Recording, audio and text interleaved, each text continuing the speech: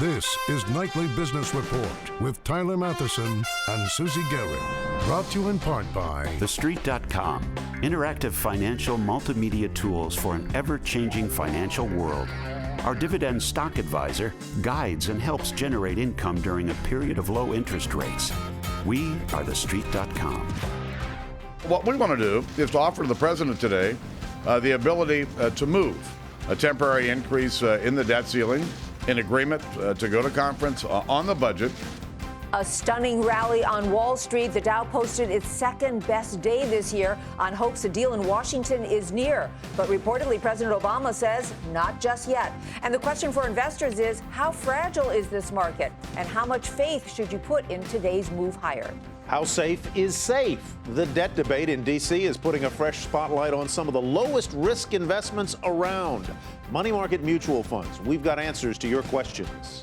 And healthy prognosis. Some of the most prominent leaders in healthcare, from drug companies to insurers, discuss the massive changes the industry is undergoing and what it means for their businesses. We have all that and more tonight on Nightly Business Report for this Thursday, October 10th. Good evening, everyone, and welcome. Stocks reached for the heavens today on hopes that a deal to extend the nation's borrowing limit was within Washington's grasp. Such a deal could still be very elusive. More on that in a moment. But for this day, at least, Wall Street set worry aside. The Dow had its best point gain of the year, second best day in percentage terms all year long. The U.S. dollar hit a two-week high. Treasury bond yields firmed, and there was strong demand at auction for 30-year U.S. government securities. All this on hope the White House will go for a GOP proposal to extend the nation's borrowing capacity for all of 6 weeks. Here are the numbers. The Dow soaring 323 points, erasing all of this week's losses and closing back above 15,000. The Nasdaq shooting up 83 points, but still on track to break a 5-week winning streak. And the S&P 500 rose 36 points, with all 10 of its constituent sectors seeing gains. In Washington tonight, a crucial meeting at the White House. Moments ago, Republican House leaders wrapped up an hour-long meeting with President Obama. On the agenda, offering that temporary increase in the nation's borrowing limit that Tyler just told you about, in exchange for a promise to negotiate over the long-term deficit reduction and a tax overhaul. But reopening the government is not part of that Republican offer. John Harwood has the latest from the White House. So, John, what are you hearing? I know you've been on the phone. Well, that's one of the reasons that the president may have rejected the Republican offer, is because it doesn't reopen the government. The president's conditions, remember, have been both reopen the government, raise the debt limit, then we'll negotiate about the budget. The speaker was trying to walk a line today saying we'll do one and not the other. They've had this meeting. More talks are going to continue. But the president feels enough confidence in his position. And a new NBC Wall Street Journal poll tonight out shows that Republicans are losing the fight for public opinion. That emboldened the president to say, no, we're not taking the deal on your terms. Is the fact that the poll numbers indicate that the GOP is really being blamed for both of these issues, the debt ceiling debate and the government shutdown, is that the reason that their positions seem to be softening just a bit, and the whole discussion of Obamacare, for now at least, seems off the table? Yes, Republicans are in the process of giving in, of caving, surrendering, whatever you want to call it, because they're getting pounded in public opinion. This that NBC Wall Street Journal poll I mentioned, 53% of the American people blame Republicans for the standoff. Only 31% blame President Obama. That's a higher percentage blaming Republicans than when Newt Gingrich battled it out with President Clinton in 1995. So the president's got the upper hand, and he is going to try to make sure he gets a resolution on his terms. And remember what his terms are I'm not going to pay a ransom for the normal functioning of government, normal functioning of the Treasury, and that's what he's holding out for. I still think, though, that because Republicans are moving, we are likely to get a resolution by October 17th, which is when the Treasury says we'll hit the debt ceiling. But what do you think that resolution could be, John? Do you think that President Obama would be agreeable to this very temporary solution, a 6-week deal, and then reopen everything again in November, or is even that not for sure? No, I think he would accept a short-term deal as long as it involves both things, the reopening of the government and the raising of the debt limit, because the president has said that he's not going to engage in substantive negotiations until both those things happen. Republicans were testing, they're prodding, they were trying to see what could we get out of this today, and it sounds as if the initial gambit didn't work, but they're going to talk through the night, and I do think that they will find a way on a short-term basis to take both of those actions by the October 17th, and then we will, in fact, have I believe, a budget negotiation over, replacing some of the sequester cuts with maybe longer-term entitlement cuts. All right, John Harwood, thank you very much. Busy day in Washington. And earlier today, Treasury Secretary Jack Lew testified in front of the Senate Finance Committee, telling lawmakers that failing to raise the government's borrowing limit would be deeply damaging to financial markets, threatening Americans' jobs and even their savings. He urged Congress to extend the debt ceiling for as long as possible. Our view is that this economy would benefit from more certainty and less brinksmanship. So the longer the period of time is, the better for the economy. It's really Congress's decision how often it wants to vote on the debt limit. Our guest tonight is skeptical about a quick debt deal in Washington and the staying power of the stock market rally. He's David Bianco, Chief U.S. Equity Strategist at Deutsche Bank. Good evening. Hi, David. So what is it that's really worrying you? Is it this short-term 6-week deal or something else? Well, I think the latest news already suggests that we're not going to get a deal tomorrow or even by Monday. So this is already a disappointment to a market that got hopeful during the afternoon. I think the market sells off 30, 40 points on the S&P 500 tomorrow. But the good news is investors didn't want a 6-week deal. They want a longer-term deal that has some more compromise and structural reform to it. So disappointment over the short term, but we still think we get a better deal by late next week, or it could even take longer than that. But we do think ultimately a deal is reached, interest payments are not missed, and the market climbs higher by the end of the year. So, David, I hear you say that 320-some-odd point gain of today on the Dow could be a 320-some-odd point loss tomorrow. That's precisely right. I mean, there was a lot of high hopes today about what could happen this evening and over the course of the next few days, and I think we're getting a dose of reality that this isn't over yet. I think Secretary Lew did a great job of reiterating the 17th as an important deadline and the increasing risks after that, and I think that will focus minds for next week, late next week. But the reality is the government's likely to stay shut for longer, and there'll be more volatility in markets. We still think this is an attractive entry for long-term investors, but there'll probably be a better opportunity next week. So what are you saying? Investors should sell into these rallies, buy into these rallies, or sit tight? I think investors will make money by the end of the year if they bought right now. I think investors will make more money if they wait till next week. It's up to investors just how tactical they want to be. I'm constructive on the market for the rest of the year and next year. The equity market's still attractive, especially versus other asset classes.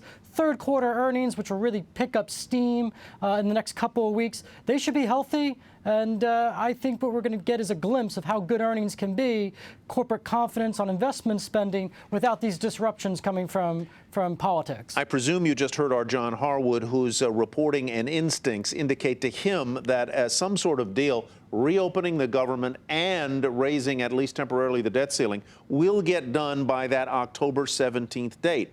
I hear you a little more skeptical of that it might slip beyond that date and maybe into the week after next. What would that mean in practical terms, both to the markets and to the functioning of the federal system, which is roughly 80% open as it is today? Right. Well, we do think a deal is likely achieved by the end of next week, the 18th, kind of last minute, 1 minute past midnight, if you will, that type of deal. We think that's the most likely scenario. But we also have to acknowledge that that date is not necessarily a very hard deadline. This could easily go on for the rest of the month. I don't think the equity market suffers a 10% correction. I don't think the S&P 500 goes under 1,600. It's right now about 1,690. It got as low as 1,648 just yesterday. I think it would take a lot more rattling of investors' nerves, which have been very sanguine so far, for us to breach anything like 1620. But yes, you're right. The longer this goes on, the more of a risk it is to investor, business manager, and even consumer confidence. And in the end, this should be resolved, but it can do some lasting damage. We're certainly seeing some of that already. Thank you so much, David. Thank you.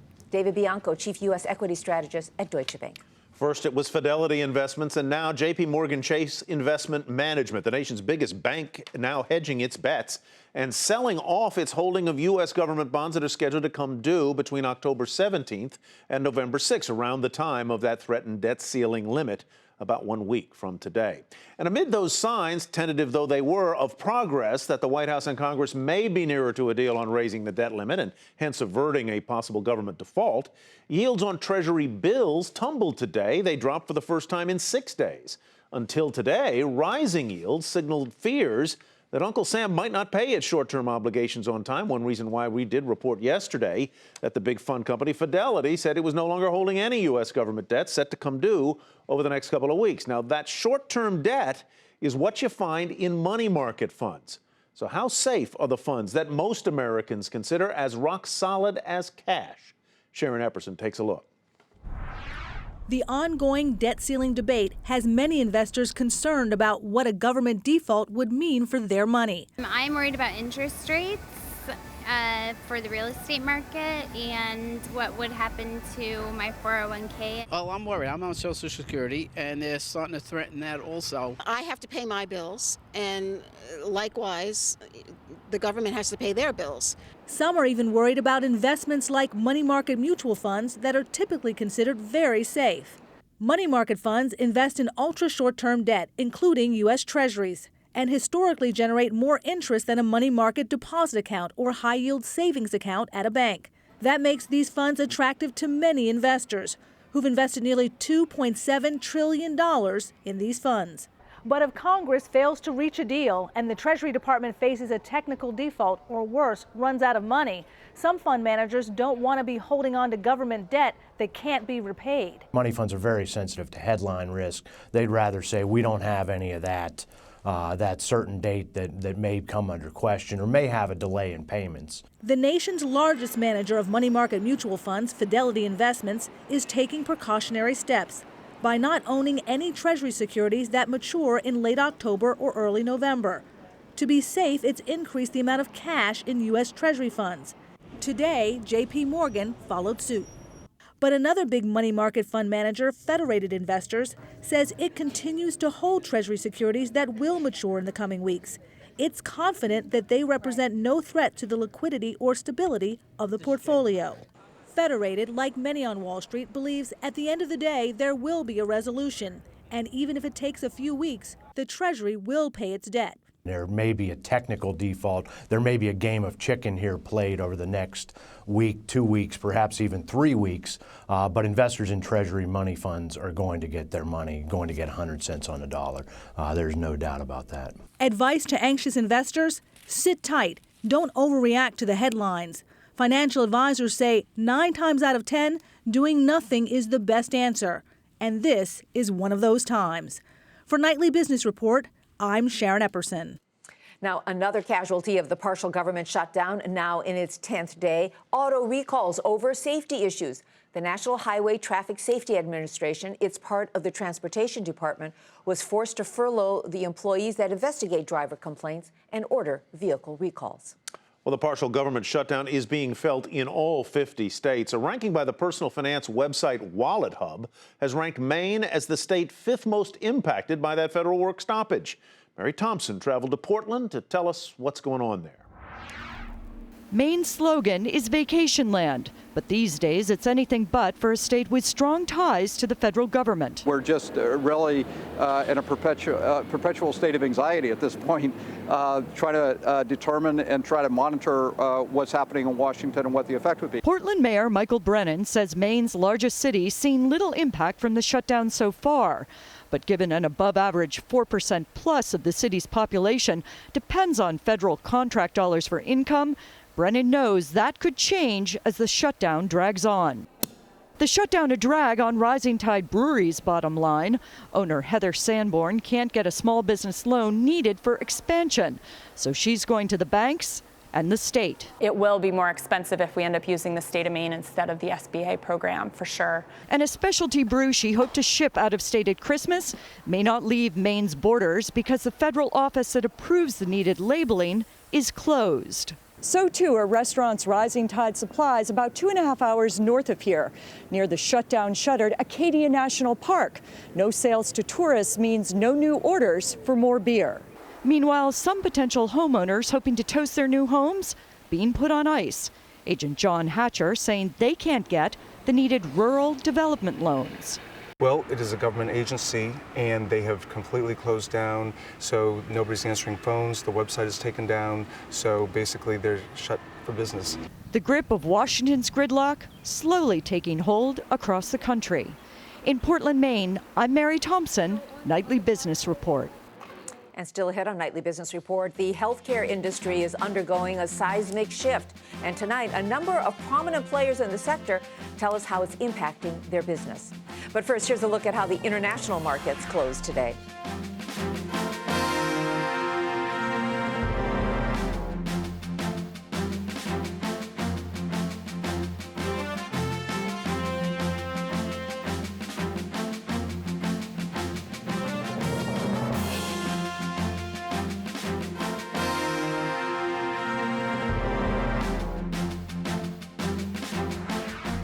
Some well-known individual retailers released September same-store sales numbers today, showing an overall increase of just 3% from the same month a year ago. Sales at its Victoria's Secret stores rose a disappointing 1% from the same month last year after marking down more items to get more traffic into its stores. The teen retailers, Zumiez, The Buckle, and American Apparel all reported sales declines. And at the Gap's and its sister store, Old Navy and Banana Republic, the sales were down an overall 3%. Spending on healthcare is a major expense for many families. And today, some of the biggest names in healthcare gathered in New York City to talk about the impact of the Affordable Care Act and what the new law means for families, their companies, and shareholders. Bertha Coombs has the story. Executives at this year's Forbes Healthcare Summit say the launch of open enrollment for the Affordable Care Act on the federal exchange has clearly been problematic, but not a major concern for now. I think as a brand, it certainly has not helped build brand credibility with the initial launch and execution. Long term, I think it's noise. I think it'll all settle out. At CVS Caremark, which is taking an active role in helping its clients learn more about the new exchanges, they are finding customers confused and frustrated. They're interested in what are their options, when do they have to sign up, how do they find out information, and of course they've heard a little bit about some glitches early on. We try to reassure them the insurance doesn't take effect till January. But it's the continuing discord in Washington over health care that worries former Onyx Pharmaceuticals CEO Tony Coles, especially when it comes to funding for disease research. These are dollars that go to invest in tomorrow. We've got to unlock what we can learn about the genome, for instance, in terms of cancer. We've made such great strides with HIV and AIDS. We can do the same thing with cancer, but we've got to invest in research for the next 30 or 40 years. Former Aetna CEO Ron Williams sees the showdown over Obamacare as a long-term problem.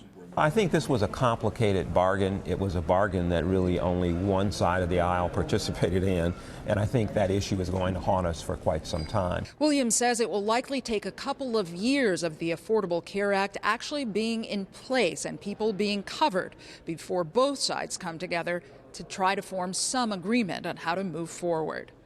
Bertha Coombs, Nightly Business Report, New York. For more on this story and other healthcare stories that we've covered on Nightly Business Report, go to our website, nbr.com.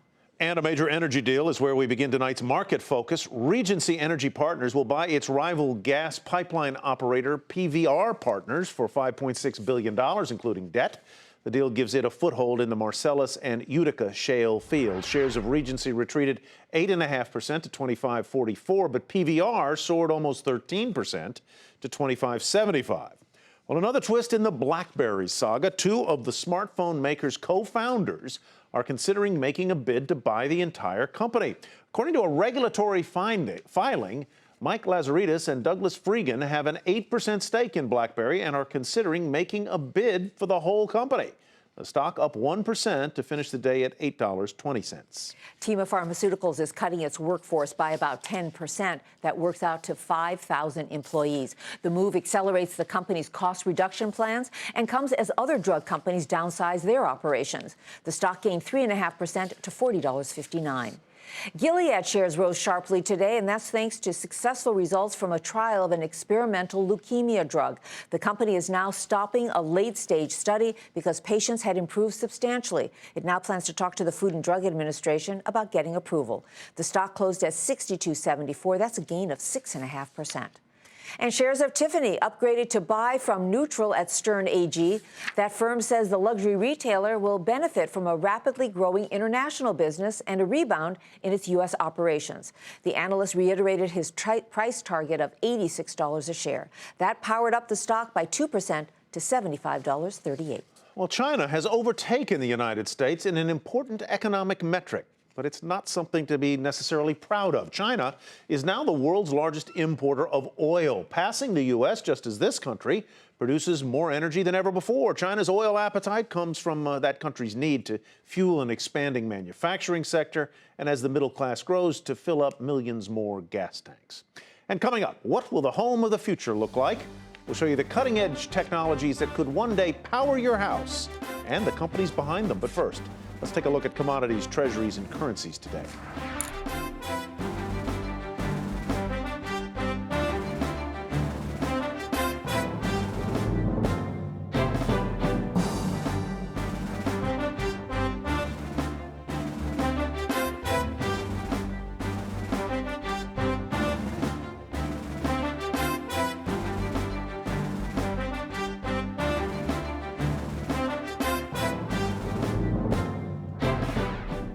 But if it feels like you're seeing more mobile ads than ever before on your smartphone or tablet, it's not just you. The Interactive Ad Bureau reports that spending on mobile advertising nearly doubled from last year to $3 billion in 2013, and that amount is just for the first half of this year. Meanwhile, shipments of personal computers sliding again last quarter.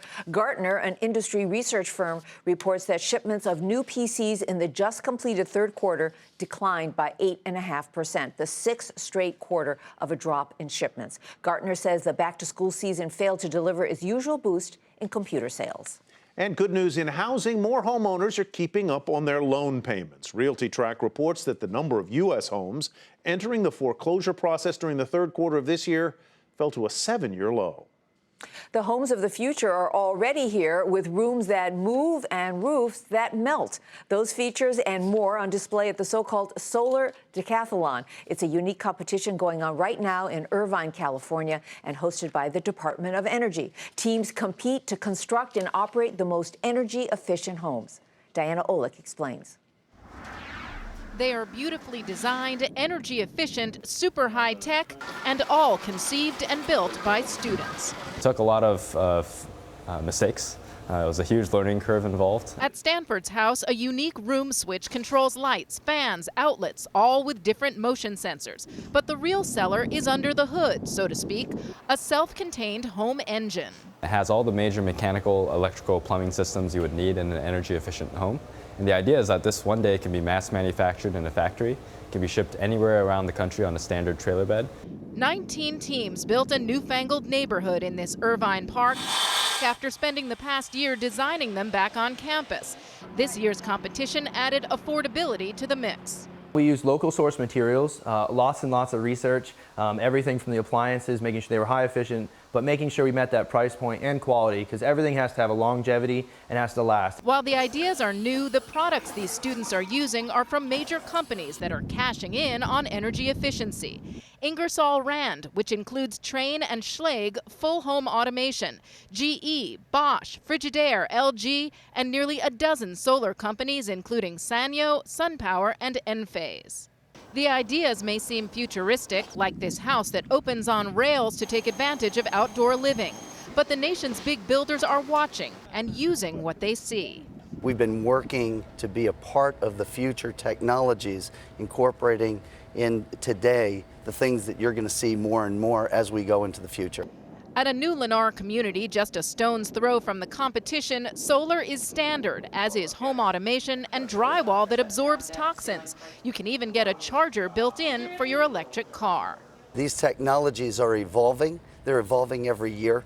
The costs are coming down. Prices are coming down. It's becoming more and more affordable. And more durable. As natural disasters become more common, homes of the future must withstand the weather of the future. Students from Kentucky and Indiana built this home, which has shatterproof windows, a collapsible roof, and a bathroom that doubles as a safe room. For Nightly Business Report, I'm Diana Olick in Irvine, California. Finally tonight, Fortune magazine is out with its annual list of the most powerful women in business. Silicon Valley tech firms solidly represented, but the top 3 slots were taken by leaders of some of the nation's most established companies. At number 3 on the list, Ellen Kullman, chairman and CEO at the chemicals giant DuPont. Number 2, Indra Nooyi, the chairman and CEO at PepsiCo. And in the top spot, Ginni Rometty, the chief executive at IBM, which was founded more than a century ago. In light of Vice Chairman Yellen's appointment yesterday, or nomination, I wonder where she'd fit. Probably number 1. Number 1, if they allowed, a government official, so to speak, to be on there. Interesting, the number of women from tech companies on there. Sheryl Sandberg of Facebook is in the top 10. So is Marissa Mayer, and of course, Meg Whitman. Meg Whitman at eBay. Of HP. Of HP, excuse me, used to be at eBay, and used absolutely. to run for governor, but she didn't make that. But a lot of powerful women on that list. That's Nightly Business Report for tonight. I'm Susie Garrett. For more on all the stories that we covered, join us on our website, nbr.com. Thanks so much for watching tonight. And I'm Tyler Matheson. Thanks from me as well. Have a great evening, everybody. We'll see you right back here tomorrow night.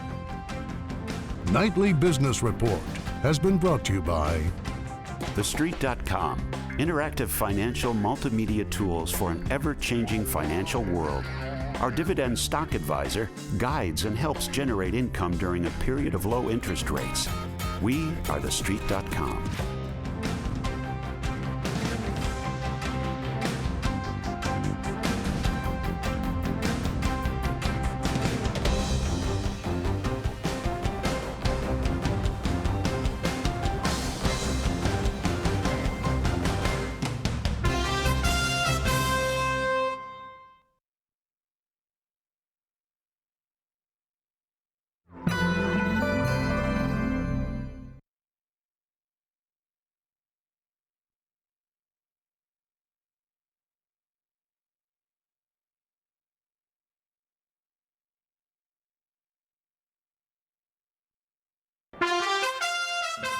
I'm Susie Garrett with a Nightly Business Report news brief. A massive stock rally on Wall Street today, with the Dow posting its second best day of the year and the U.S. dollar hitting a 2-week high. That's on hope that the White House will accept a Republican proposal to extend the nation's borrowing capacity for just 6 more weeks in exchange for holding talks on a federal budget deal that would reopen the government. The Dow soared 323 points, the Nasdaq shot up 83, and the S&P 500 jumped 36 points. More homeowners are keeping up on their loan payments. The number of homes going into foreclosure fell to a 7-year low last quarter. And New Jersey became the nation's 3rd state after Nevada and Delaware to legalize internet gambling. Be sure to tune into Nightly Business Report right here on your public television station.